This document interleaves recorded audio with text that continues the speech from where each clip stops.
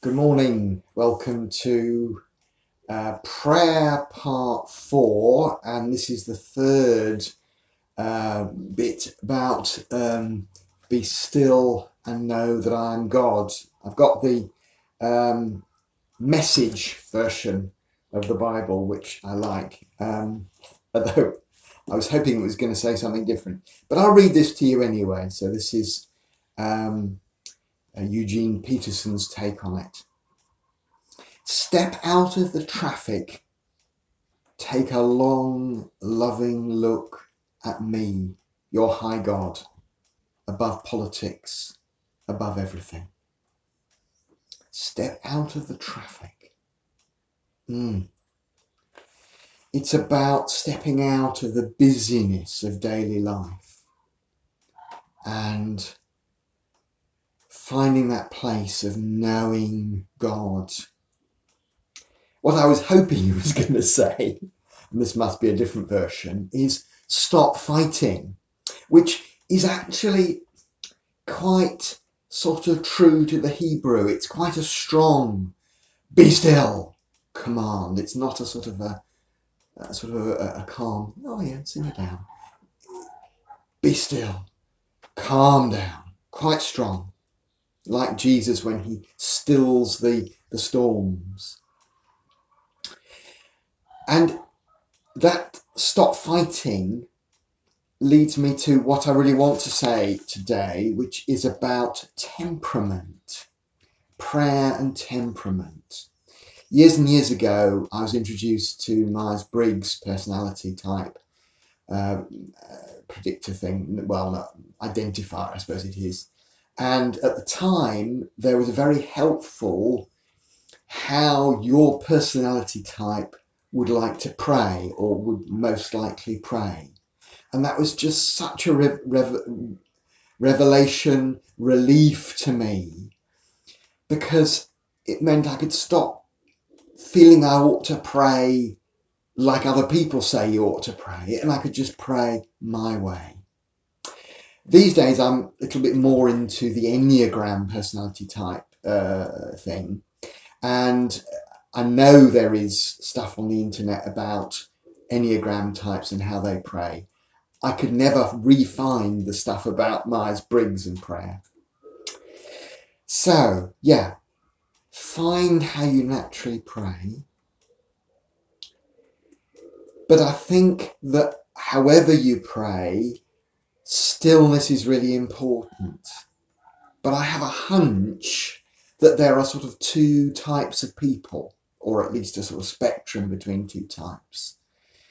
And I've never been able to find anyone else who thinks this, so I could be barking up the wrong tree. But if you're aware of Myers-Briggs and aware of sensate and intuitive, which I think roughly equates to if you have something you're wanting to sort of work on and solve, do you do it gut-wise, or do you need to express it out, talk it through, write down the pros and cons? If you're writing it down, talking it out, you're an S.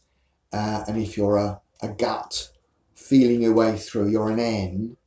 And I think that N's tend to be contemplatives and S's tend to be pilgrims. Now, pilgrims, I think, and this is only by observation of a few people, are people who find stillness on the move, walking, perhaps being with others, or doing things with their hands. The sort of Catholic tradition of the rosary of prayers associated with beads, and apparently there's an Anglican rosary.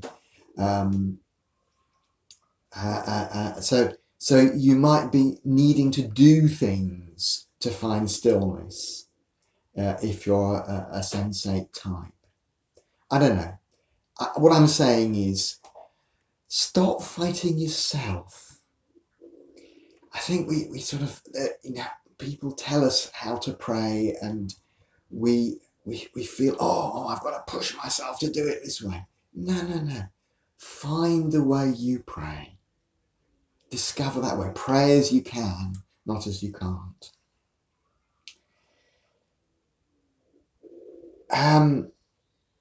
There's also how distractible you are, which probably connects a little bit with spectrum disorders. We're all on the spectrum somewhere. I have a set of earplugs. I'm just seeing that little white thing on just by that elbow. That's some earplugs, because if it gets too noisy, I put my earplugs in, because my brain just goes off with any sort of loud noise. I actually love the natural noise of the bird song, as I was saying yesterday or something, and just cars going past on the road. But if it's too loud, my brain goes with it, so I have to plug in. To give yourself that sort of place of peace. Although, admittedly, I am a contemplative rather than a pilgrim, so pilgrims might do things a bit differently. And noise addiction, I think this is more tomorrow really than today, but we live in a society that has become addicted to noise and images. Now, there's a lot that's good about noise and images, and here I am making noise and images, but we need to sort of keep them in their place, and tomorrow I want to dig into, or when I do the next one, dig into why we might be particularly addicted. But maybe just for now, just think about, when I come into a room, do I need to turn the telly or the radio on, or can I just be sort of still? Can I just cope with stillness? How am I with stillness? Because that will feed into how I am in prayer, and how I might find stillness in prayer. If I'm finding silence very difficult, then put some music on, some calm, non-engaging music, and find your stillness in that way, or walking, or with a rosary, or whatever it is. Find your way. Pray as you can, not as you can't. And I'll just read the Message version. Step out of the traffic. Step out of the traffic. Take a long, loving look at me, your high God. Gaze on the nature of God, above politics, above everything. Amen.